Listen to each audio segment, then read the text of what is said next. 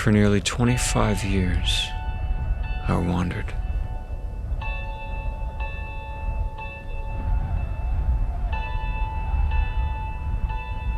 I was born in 1968 to a good family, though we didn't believe in God. In fact, as I grew older, I began to make fun of people who thought God was real. I didn't need somebody else's make-believe God. I was certain he wasn't there.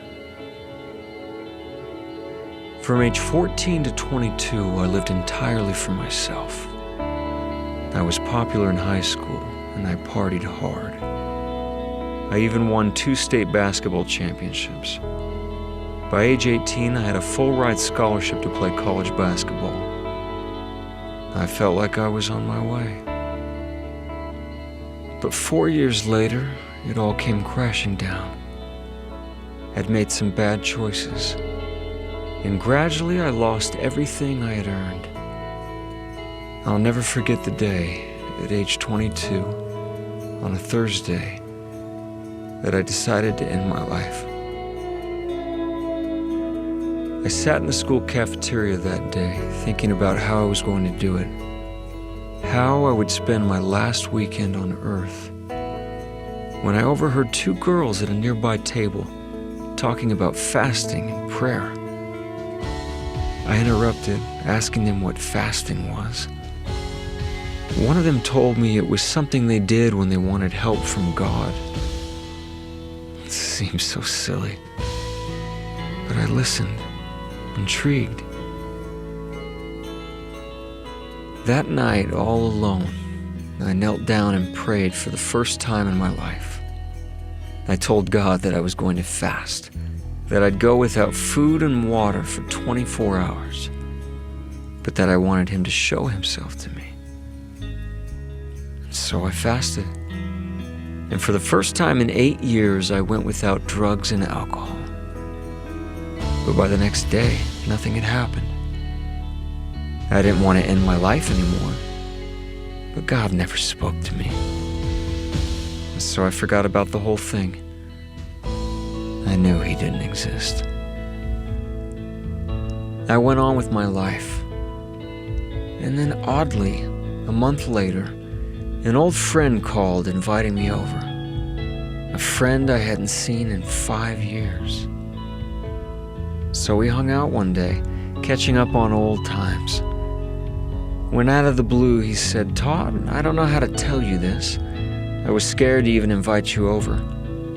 But yesterday I had a strong impression from God to call you. And God impressed me to tell you that he needs you on his side. Today." I was speechless. Was God real? Had he answered my prayer? Had he sent someone to me? I couldn't believe it, but he had.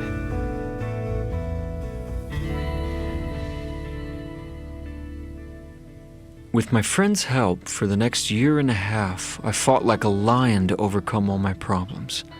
Up and down I went, succeeding and failing along the way. But little by little, I started to see small but obvious things happen in my life. The answers to questions that had long bothered me began to be revealed. Slowly, things started to change. Finally, I decided to attend church. One day, someone there reached out, inviting me to a church-sponsored picnic. I felt a bit awkward about it, but I decided to go. It turned out to be the straightest party I had ever been to.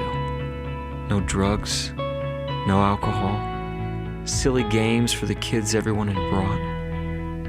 And then we had lunch, and someone wanted to pray over the hot dogs. I thought it was strange, but I bowed my head and closed my eyes.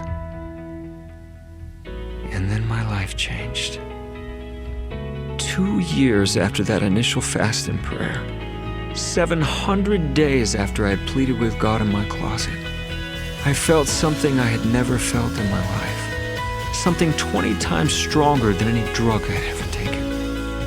It was as if someone were hugging me, as if someone were telling me I was home, that these people were good, and that I needed to be with them, that God was there, and that He knew me by name, and that He loved me. I had always thought that if God were to manifest Himself to me, that He would come down in a lightning bolt, or in a great clash of fire. But I learned that day at the picnic that I was wrong. I realized that it is part of our condition as mortals to sometimes feel as though we are surrounded by darkness. But even though we may feel lost, that God promises to illuminate the way before us, no matter how long it takes. For 2 years, God had nurtured a questioning soul. Little by little, He had given me as much as I could handle, until the day I was humble enough to hear fully what He wanted to tell me. I also learned by my own experience that spiritual light rarely comes to those who merely sit in darkness, waiting for someone to flip a switch. It takes an act of faith to open our eyes to the light of Christ. 20 years later, I still don't know everything, but I now know who I am. I know who God is, and I know that God's light is real.